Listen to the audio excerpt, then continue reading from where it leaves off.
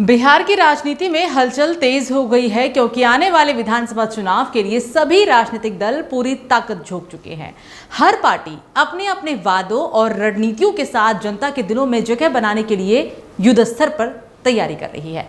देश के सबसे बड़े और राजनीतिक रूप से सबसे महत्वपूर्ण राज्यों में से एक बिहार में इस बार की चुनावी जंग बेहद रोमांचक और निर्णायक मानी जा रही है।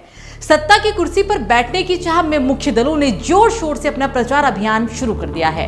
राष्ट्रवादी जनता दल यानी कि आरजेडी, जनता दल यूनाइटेड, कांग्रेस, भाजपा और नई राजनीति की ताकतें सभी अपनी अपनी पहचान और नीतियों को लेकर जनता के बीच पहुंच बनाने में जुटी है।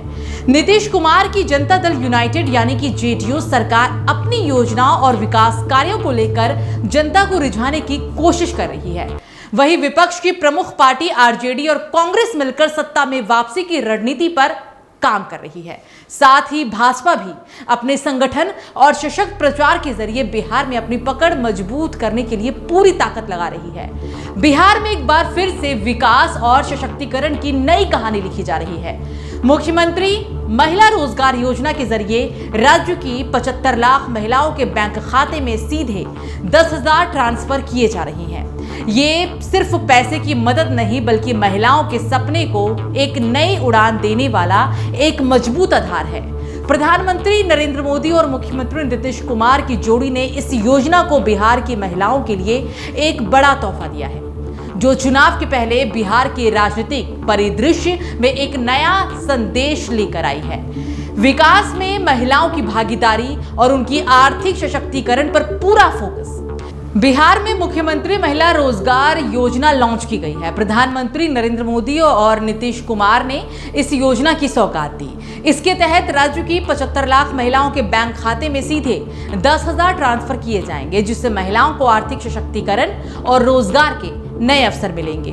मुख्यमंत्री नीतीश कुमार ने कहा कि मैं महिलाओं को बताना चाहता हूं कि उनके लिए बहुत काम हो रहा है और प्रधानमंत्री इसके लिए कार्यरत है। इस मौके पर भोजपुर जिले की रीता दीदी ने पीएम मोदी और सीएम नीतीश कुमार को भैया कहकर संबोधित करते हुए धन्यवाद दिया। रीता दीदी ने कहा कि 2015 में उन्होंने स्वयं सहायता समूह से शुरुआत की थी। शुरुआत में उन्हें 5,000 रुपए मिले। उन्होंने 4 बकरियां खरीदी और फिर रोजगार शुरू कर दिया। इसके बाद आय से 50 मुर्गियां खरीदी और अंडा व्यवसाय शुरू किया। रीता ने आगे बताया कि इस व्यवसाय से हमारे घर की आर्थिक स्थिति को बहुत सुधार आया। अब हम लखपति दीदी बन गई हैं और ड्रोन दीदी भी। महिला रोजगार योजना के आने के बाद गांव में चहल पहल मच गई है।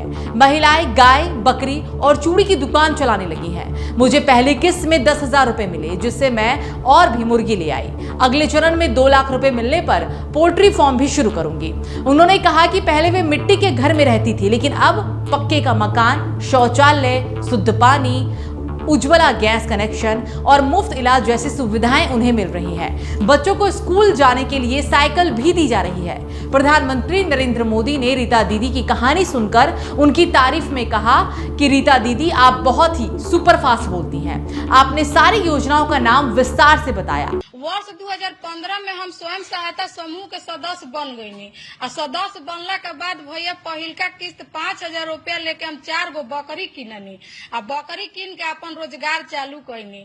अब ओकरा से जो इनकम अइलक त 50 गो मुर्गी खरीदनी आ मुर्गी खरीद के अपन अंडा के भी व्यवसाय चालू कैनी। 15 रुपया करके अंडा भी बेचे लगनी आ जो अंडा भी मुर्गी के होत रहे तो हम एगो मछली के डिब्बा में अपन चूजा तैयार करे लगनी लाइट से और ओकरा से हमार घर के आर्थिक स्थिति में बहुत सुधार अइलक भैया। हम लखपति दीदी भी बन गईनी आ ड्रोन दीदी भी हम बन गईनी।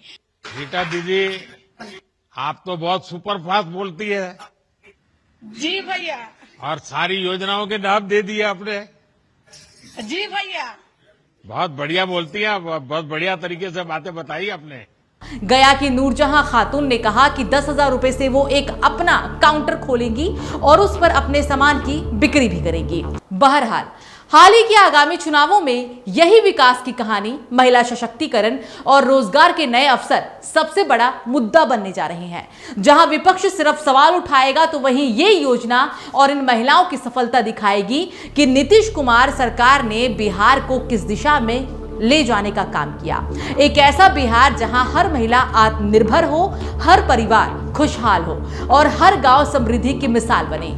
इस चुनाव में आपके वोट से यहां तय होगा कि क्या हम इस विकास की राह को जारी रखेंगे या फिर बिहार के लोग पीछे लौटेंगे। मुख्यमंत्री महिला रोजगार योजना इस बार सिर्फ एक योजना नहीं बल्कि बिहार की नई सोच, नई ऊर्जा और नई उम्मीद भी है। तो बने रहिए हमारे साथ, जानिए और सुनिए कि बिहार के सशक्त नायकों की असली कहानी जो इस चुनाव में बनाएगी एक नया इतिहास।